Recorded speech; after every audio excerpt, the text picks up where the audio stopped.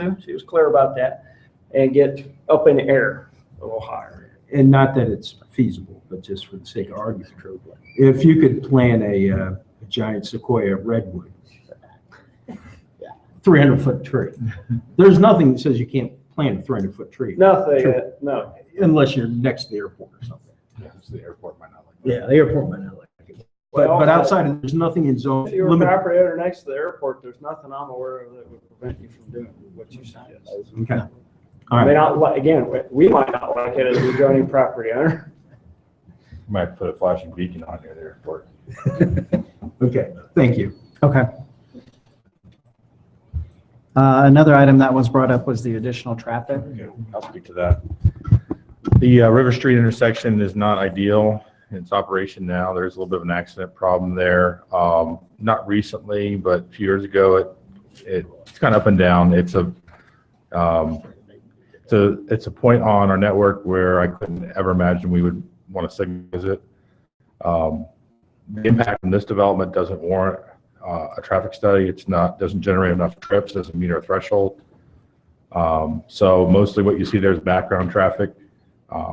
It is a convenient way for not just residents, but a lot of folks, even from Delaware Township, use that instead of Cheshire Street, for example. But it's not unlike any other unsignalized intersections along that corridor. It's just during peak hour, it's very difficult. You got to be patient to get out. If accident problem grows immensely, the city would have to consider maybe banning left turns out there during peak hour, which would be very inconvenient. I don't foresee that being necessary, but as opposed to maybe being, let's say this applicant came in with something totally different, like some apartments or something like that, that would be something we'd be concerned about. But the use is just not intense enough from a traffic standpoint for us to do anything reactionary or require anything reactionary. Mr. Chairman, I have two other questions in my notes that I just want to address too. One was related to light restrictions. I think that was one of your comments, sir. First of all, we have light regulations in the city, very minimal. There's a minimum required lighting just for safety on a site and traffic circulation. We've already remarked at how dark River Road is, and perhaps this will light up River Road a little bit. But the lights today are also all recessed and can be shielded as well, so they're very directional to the site itself. So that was just one comment for you on that, and we deal with that at final development plan as well. Certainly in terms of the height of the light poles themselves, we can deal with that again at final development plan. It's always a choice of the higher you go, the more you can illuminate an area with less lights. The lower you go, the more lights you need to light the same area. So that's a trade-off. We do have maximum pole heights and that sort of thing. But again, for final development plan, we're cognizant of that as a city. What was the other note? The other note, I think there was a question about, can we get the alley improved with this project? If Tim was impacting the alley in some way, which he's not, perhaps we could, that would be a reasonable restriction, but he's not impacting that alley. In fact, he's being rather nice, in my opinion, by allowing an alley that was constructed at whatever point in time on what is now his property, just dedicate easements over to allow it to remain exactly where it is. So the answer to that would be, in my opinion, no, not with this project. The city has general rules and regulations about improving an alley, which typically are requirements that the adjoining property owners actually maintain the alley. So I don't know if Matt wants to. Well, you could put in a request, if you know some folks at the city, that we do have policy that if it's not too. Oh my God, it's a fire. Okay. Is this in there? No, sir. Not. No, sir. Oh, okay. You set the alarms off. You look so nice. The tower. The power went off. Power went off. Power went off. Yeah, power went off. I told you I was hearing something. But feel free to check the whole building. Last place we checked. Okay. Thanks. Why not? What, start up here next time.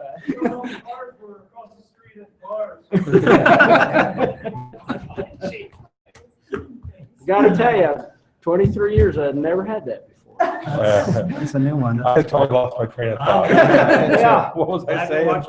Oh, okay, we will go out and do some spot repair to make it passable. If it's not passable, we don't expect homeowners to go out and buy cold patch. Put in a service request, maybe not you, Dustin, but maybe some of your neighbors do it. Or you could, you're a resident, you're a taxpayer as well. Dustin works with Public Works, by the way. We can take care of that. Make it passable at least. Those were the only two on my list that hadn't already been addressed. I had one about the noise. No, typically with these uses, we wouldn't have, they don't have outdoor patios, so there wouldn't be a general hours of operation restriction here. All uses have to occur inside these buildings. Yes, recognizing they're not going to be invisible and they're not going to be silent.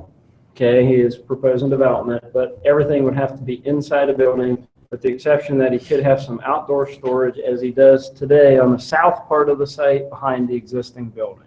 I realize there's some other storage that occurs today, but this would actually clean that other stuff up.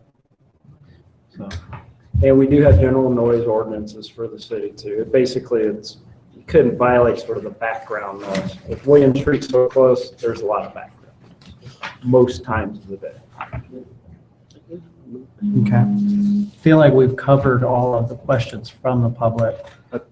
Dave, can you touch a little bit on what the process will be for our members of the public? So this is a preliminary approval, so next steps. So what this would be rezoning the property to allow the uses to this very specific use list. Today, part of the property is in what we call a base zoning district. That in part is commercial, that allows a much wider variety of uses to noise and light, traffic and all those. This use list is much more narrow. And you can read that. If you have the report, you can see what's in there and going to be allowed. It includes a conditional use permit, which is required by that zoning, that specific zoning. It includes a preliminary development plan. Assuming this moves through the process and is approved by council, then the applicant would have the right to come forward with a final development plan or plans. My sense is that the site is so small that you might just build everything in one phase. That'll be up to the applicant. He's also a small business person, so he may only be able to take on a building at a time and have multiple phases to be determined. At that point, you would come through with a final development plan phase by phase, which would have to meet all the zoning restrictions and have all the detail, come through planning commission and city council for approval.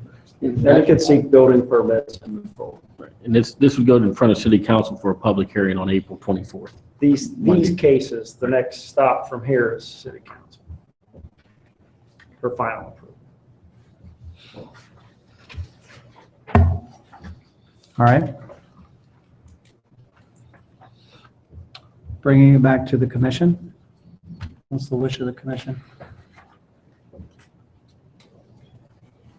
Make a motion, we approve 2017-0408.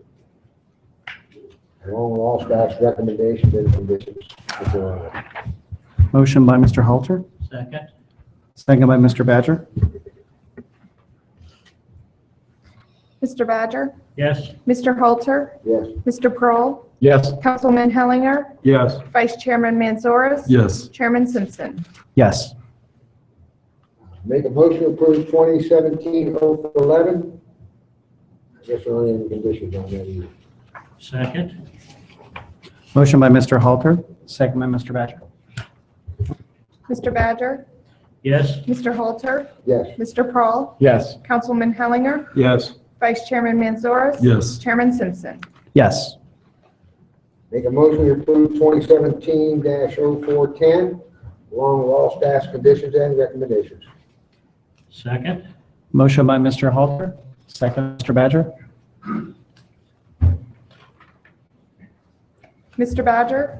Yes. Mr. Halter? Yes. Mr. Kroll? Yes. Councilman Hellinger? Yes. Vice Chairman Mansoris? Yes. Chairman Simpson? Yes. All right, motion carries. All right, regular business, item D.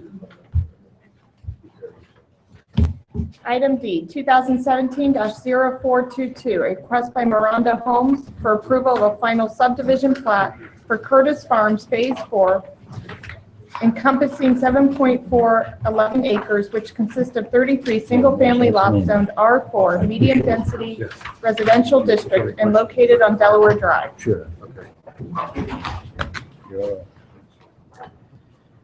Yeah, this is the last phase of Curtis Farm subdivision. It's located just east of Schultz Elementary School and north of Firestone Drive. When this was originally approved back in 2003, it had 120 lots. Now this is the last 33 lots of the subdivision. That's located just east of this phase section. Access to the site would be from Delaware Drive from the south through Firestone Drive, and from Delaware Drive from the east. It actually loops into, this is the last street of the subdivision itself. The engineering plans for phases 3 and 4 were approved back in 2015. They're constructing 3 as we speak. Houses are going up. So they need to get the last section moving forward in this subdivision. The lot sizes range from about 7,100 square feet to about 8,400 square feet, which have minimum lot width of 55 to 60 feet and lot depths of 125 to 130 feet. That's typical for an R4 district in this area. This is a subdivision plat. Right is to the north. In the northwest corner is about a 7/10 acre park. It's located in an area that the applicant needs to program. And also they need to connect this park area, which is outlined in yellow here, with a bike path to the school that connects to the school bike path just west of the site. In green is the bike path that comes from the park in this phase to the school bike path on the northern portion of the development. They work with the school to make that happen. So that will occur with this phase of the development. The homeowners association will maintain the path on their subject site, but it will be open to public for public use. Tree preservation, it doesn't appear they're taking any trees out in this subdivision. You can see on the aerial, there's a lot of trees to the west of this. Mostly, it appears most of it's on the elementary school, but there is a tree preservation easement, the 30 feet, the rear 30 feet of the westernmost lots, there is a preservation easement in that area. The design of these houses would have to meet the minimum requirements in Chapter 1171, 25% natural materials, 8-inch overhang, and the like.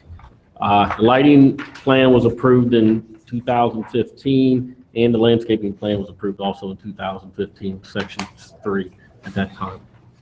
Staff recommends approval with 6 conditions. Be happy to answer any questions you may have.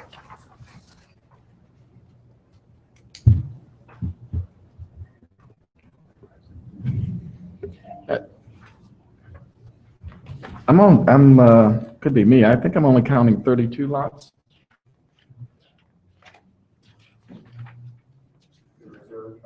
The reserve counts as a lot, but not a single family lot.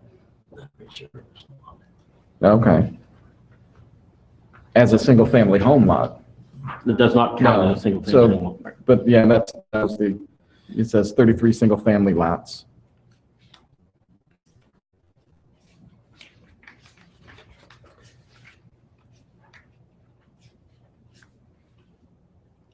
You know how many single family? You're correct. Maybe we miscounted. No, you're correct. To be 33 lots within a Right. single-family development. Yeah. You're correct. We charge them by lot, Okay. is how the fee is, and the reserve count as lot.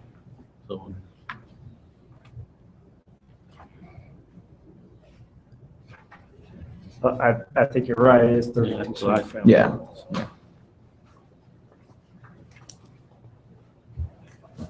And a reserve. Put a tiny house on it. Any other questions for staff on this? No? Would the applicant like to come forward?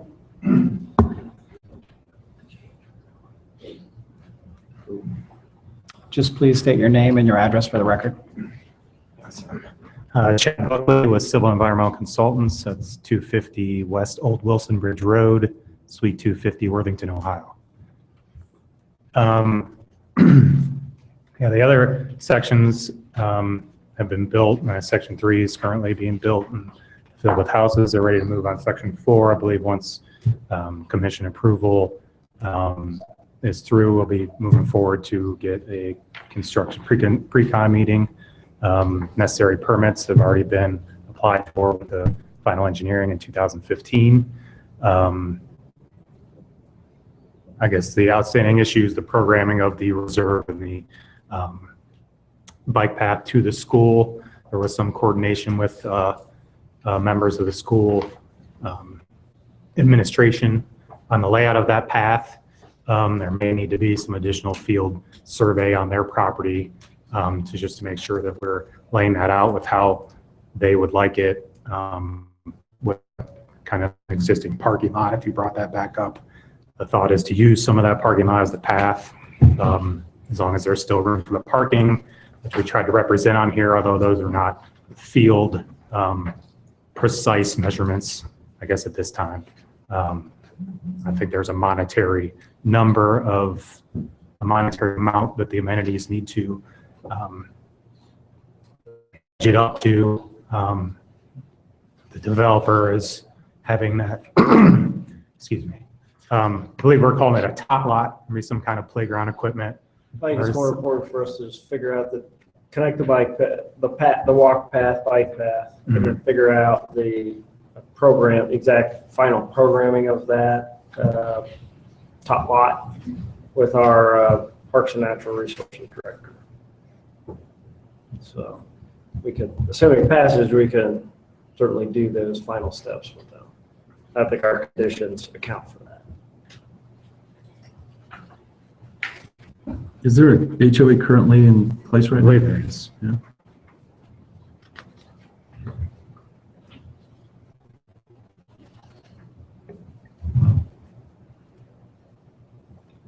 One of my big questions or issues with a layout such as this is with those 55-foot wide lots, and just knowing in that whole general area how congested the allotments that are adjoining this are or can be with cars and what have you. Again, it comes back to, and there's only I believe we're in there, there's only 25-foot building setback. So you got one car deep driveway and a 55-foot lot, and if you don't pair the driveways together from adjoining houses, you're going to have,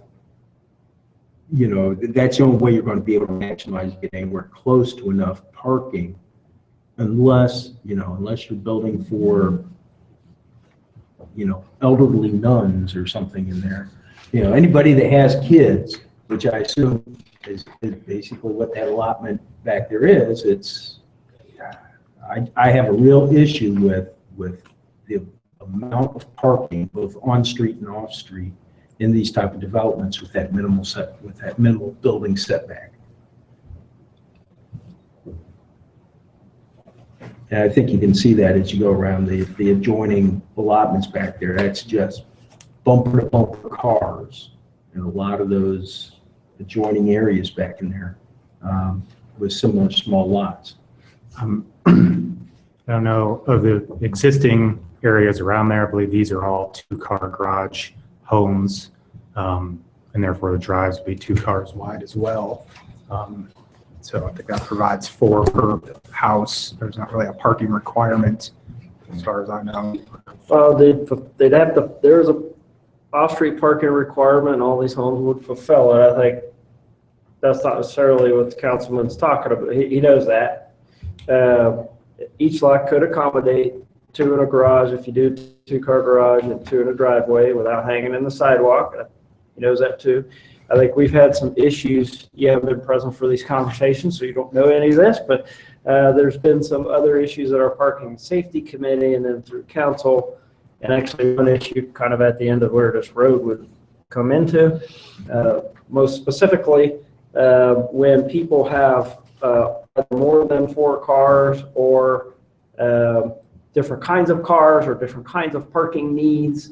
It isn't just necessarily kids. I don't think this is something necessarily that your subdivision has any kind of a legal requirement that I'm aware of to deal with at this time, but I think it's certainly an appropriate moment to raise the issue again from the council member. You know, we allow on-street parking except in areas of curves and that sort of thing where engineering determines that, you know, it's not appropriate, or through that other process, we further restrict parking as well, which usually comes forward at the request of the community in some fashion. So each lot could definitely accommodate more than one vehicle parked in front of it, even with a driveway at the length of the cars. I think part of the issue that George raises is that if you have a left-handed house and a right-handed house next to you, there really is very minimal space effectively in the real world when you're done building between the 2 driveways. You may or may not be able to park a small car between those 2 driveways, but the reality is that typically 95% of the time most neighbors don't want to park there. But it's that 5% of the time when they do, or there's some other parking need or issue that can create a problem. So he suggested one of the ways to do that is set the house back farther and put more in a driveway. That could be a solution that we've talked about that I think has other community impacts and things on a broader policy perspective.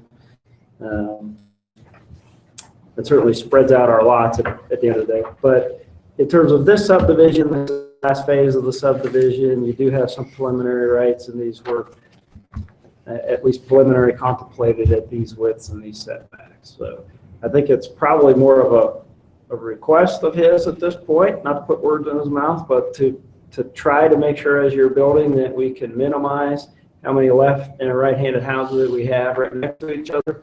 We can space the driveways a little more evenly. In the real world, that produces a space at the street where it's a little easier to park, well, really couple, 2 or 3 cars at that point without impacting each other as much.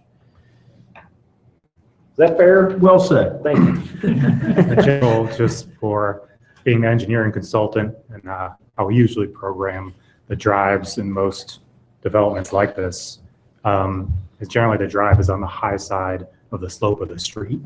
That comes back with how the house is drained and graded, and the slope of the drive itself. If you put it on the low side, a lot of times to get your drainage, your driveway is going to be too steep. I guess that means if you've got long slopes of one direction, they'll all be staggered nice and well. If it's kind of a flat development that you're up and down, highs and lows, just to keep that road level, that's where you're going to end up with them kind of apart together. And some of those can be changed, and would be thoughts to go through, during the engineering process. That could happen. Those restrictions are I hear put in place. you, and certainly in something with funky grade that can happen, no question about it. In my experience, most of the time what happens though is we have these lots individually pretty over the side yard 12s, each one of them, no matter how each one of them kind of falls to the street. And most of the time, again, in my experience, it comes down to the person who's purchasing that house. They want a different model, or they want, which may have the garage on the other side for that particular builder. And so that's when you see a lot of times those what we call the right and left-handed houses. That has to do with the side the driveway's on, essentially, becoming adjacent to each other and creating that small space. But another way to do it, George, long-term, is to require larger side yard setbacks, where if you have 2 like that, you can fit at least a car sensibly between those 2 driveways. Right. At least 1 car. And still keep, the inevitable mailboxes and those things out of the way. There's no perfect. I think George, there's nothing we can do that's going to be a perfect solution for this, besides My Wyoming Belmont, I guess.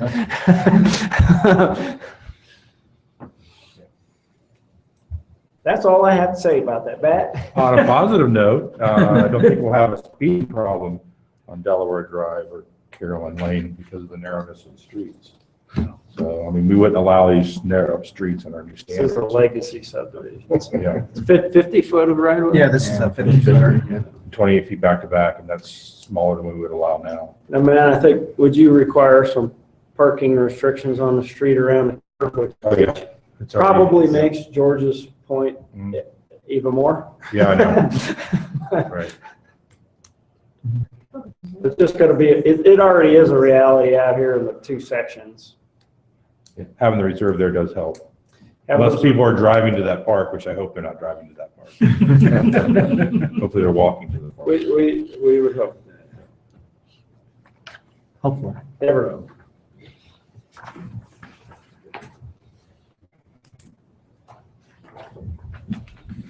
Any other questions for the applicant, Sydney?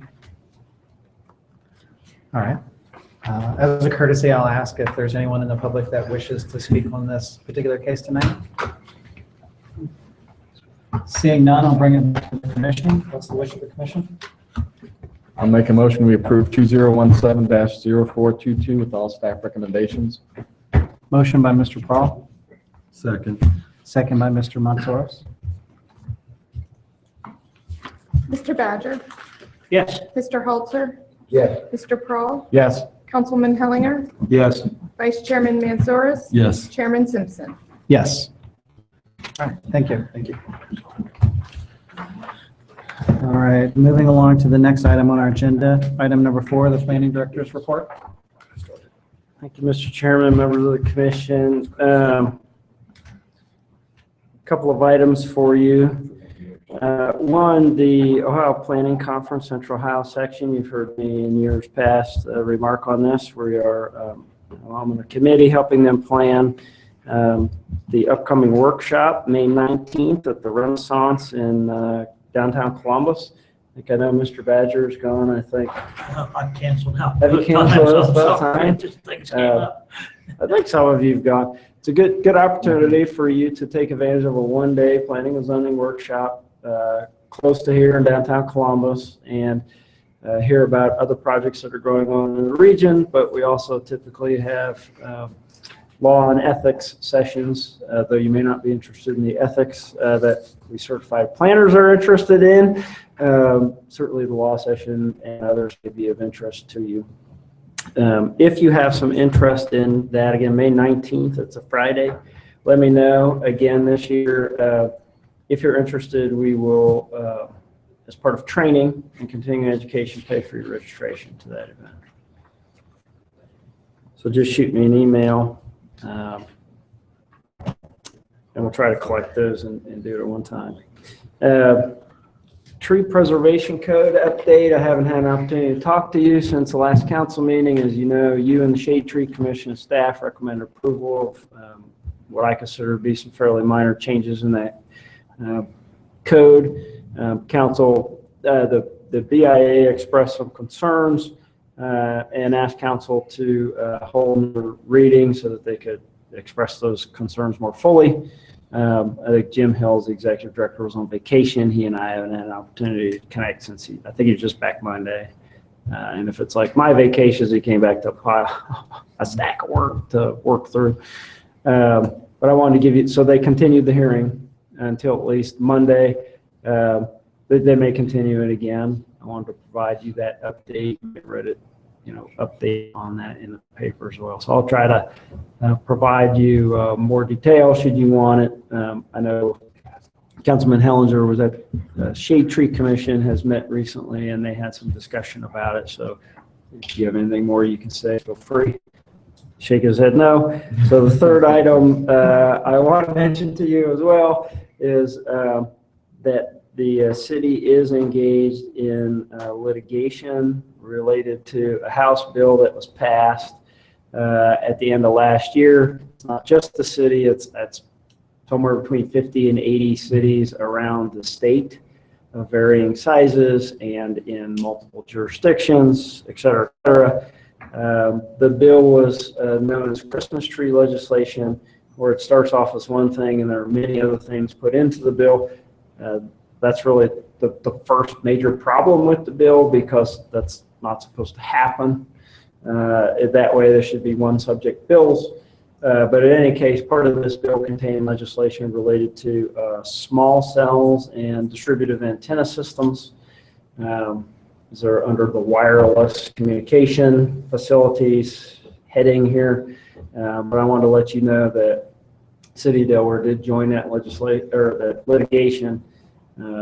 And that's because it's ongoing litigation. That's probably the only update I have for you on that tonight. If you have any questions, feel free to give me a call, and we can discuss it in more detail, but you should know that's ongoing as well.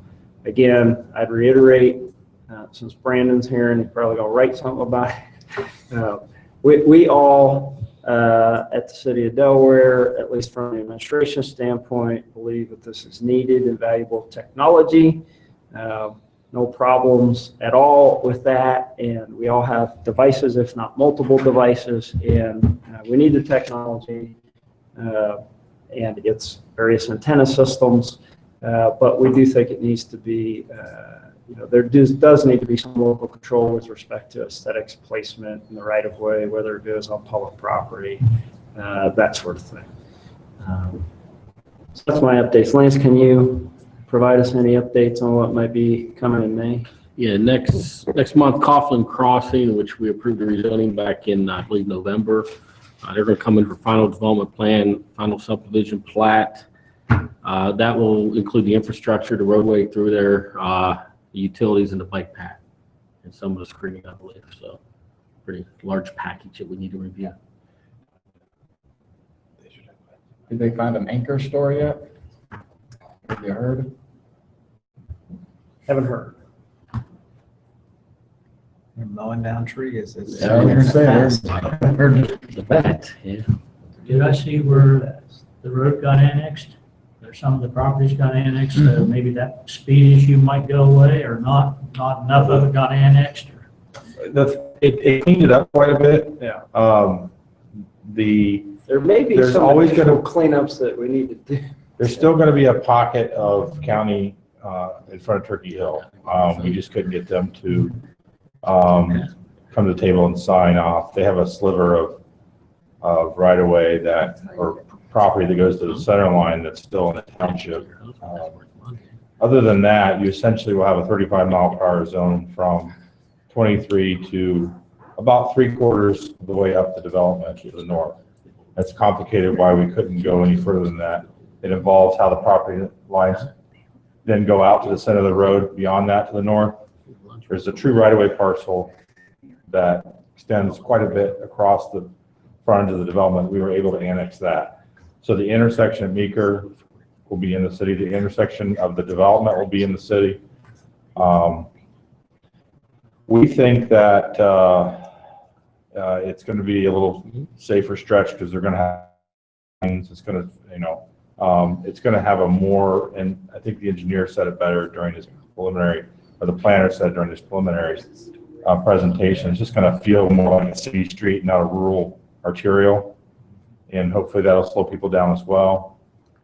Having buildings closer, or eventually having buildings closer to the road, it might feel like you should drive slower. And that's what speed is really all about, is how, if it feels like you can drive a certain speed, people are going to drive that speed regardless. Well, the issue was the lady that was walking on the road. Right. Which that's not the purpose of the road in the first place. And Yeah. of course, if you do that, you're at your own risk. That's a county arterial. That's not, yeah, it's not the best place to walk. Well, again, this development will put in a large section of bike path too, which would help address that issue. Yeah, it provides somewhere for people to walk, So- yeah. I'm sure they hope walk in the development itself and maybe stop and shop. Yep. I see they're already making lots of trees and stuff. Yes, we've issued a tree clearing permit. One thing you should know as you drive around Ohio, it's not just here, there are some statewide environmental regulations concerning two particular bat species. And the date to take trees down and be in conformance with that was the end of last month. So that's why you see that on many not just the city of Delaware. If you drive around, you will see developers typically in March in a mad scramble to do that. Yeah, procrastinating. Well, yeah, we know what the dates are every year on the calendar, so yeah. They I had don't know what the reasons September, are, but it always September seems, to just now, they could have, but they do. always seems to be a mad scramble in March toward that end. So that's why you see that. But we did issue a tree clearing permit, obviously, or else they wouldn't have been able to move forward. Right. with that. Okay. All right, commission member comments and discussion. We'll just start on the end and work our way I around. already said mine. All right. Down in my area, with the building on both the north and south side, is there a time frame for when that roundabout will go in on Cheshire? They Heard are about that? hoping, pending one last right-of-way parcel they need to acquire. They're hoping to build it when school's out this summer, Okay, because they are going to need to close the road for the improvement. yeah, So it would be very helpful if they get that done when the buses aren't trying to get through there. That's a lot. That's an admirable goal. I mean, that's if any kind of weather occurs, we get a rainy, a wetter than normal summer, that's going to be hard. But they're doing their best. will they, on the north side, will they bring the road, where the pool is? Yes. And are they just gonna bring that road out and at the same time they do the roundabout? Or are they gonna try to bring the road out and then, hey, if we have to have a delay, then put the roundabout in after the fact? No, the So, roundabout. right now, they're really close to connecting, it looks like. Right, they're waiting to do the roundabout, and make that final connection. Mhm. So that, they want to get started really soon and be ready to close the road. They're going to get started before school's out, hopefully. And then the full closure will be during summer break, is what the plan is now. This residential market, they would prefer to be building homes and not roads, I can guarantee that. And they submitted engineering for the first section south. Yeah. Okay. And is there a Camp Lazarus rumor? Camp Lazarus? You can certainly call me about that. Okay. I'd be happy to answer any questions in that format that you have. That's all I had. All right. Nothing tonight? Nothing tonight? Just two things. First off, I still think we need to put lights on the House Road bike path. It is extremely dark from once you get beyond CVS until you get up parts of that top of that hill. We've talked about that before. At one time, there was something that was going to be done, and then must not have got done. We contemplated putting it in with the project. It was just budgetary constraints. We had a certain amount of grant money, and we were already over budget, so something had to give. But there's certainly space for it. It's just a matter of how we would come up with funding for it. There's not enough existing. We've maxed out our ability to light that path with existing power poles hanging overheads at strategic locations, but we've kicked around the idea of maybe a less expensive solution might be to try out a couple solar lights, which isn't, it's kind of outside The the trail's box. not used all night long. Yeah. Don't get me wrong. So the okay? solar lights could help from, It probably 9 hold out p.m. till to midnight, 2 in the which morning, is, yeah. There's a curfew anyways after that, so. Yeah. Point well taken, though. I understand the concern. And the other one I have, I was glad to see city council decide to name a street after a veteran. But I think now they've got it started, I think we need to take a serious look at, you go up there on the courthouse, you will see quite a list of veterans who gave their life during the wars. That although the county has put up a monument there, I think it'd be nice if the city could see about naming some of the new streets, or not changing streets name, but naming new streets, after these veterans who gave everything they could give. I mean, you know, they probably didn't get to serve on committees or anything else, but you can't give any more in your life. And I think it'd be a great idea to see now kind of, you know, in different areas, doesn't have to take a whole thing, but you know, for those who died that lived in the city of Delaware. Yeah. And that's it for me. Good point. Your turn. Bring up your motion. No, just one question for Dave. What's the proposed opening date for Speedway up there on 23? Do you know? I haven't heard a particular date. We've been working through issues with them. They're obviously working through their improvements. Has anybody else heard a day yet? No, but I can explain why the building's done. They had they have a contractor that does most of their sites, and they had an opening, canceled another project somewhere in some other city, and they got the guy in here early to build the building, basically. This doesn't do the roadway improvement. Yeah, this It's gonna take some time. Roadway improvements are gonna take some time. It's not a good start with this weather. I mean, if it continues to do this rain pattern, it's gonna be, you know, moves everything back a week from starting every time it rains heavy. Yeah. So, Utilities out of the way too, and looks like the communications lines are still sitting there unless they came out in the last day or two. and they have a gas line conflict too that's unexpected, so. But I had a lot of questions about, I think I tried to open the building. No, they've come to us and told us their contractor had a window that they needed to fill somewhere in the country, and so they ushered them in, Okay. took advantage of the opening. That's all I had. Those big corporations do crazy things like that. Mhm. It's all about where they send the next guy to and how quickly they can do it. I don't have anything this evening. Adjourn the meeting. What's that? Then adjourn the meeting. That's an excellent thing to do. Next regular meeting, May 3rd, 2017. And with that, we're adjourned. At whatever time, Is that an actual thing to do? 8:53.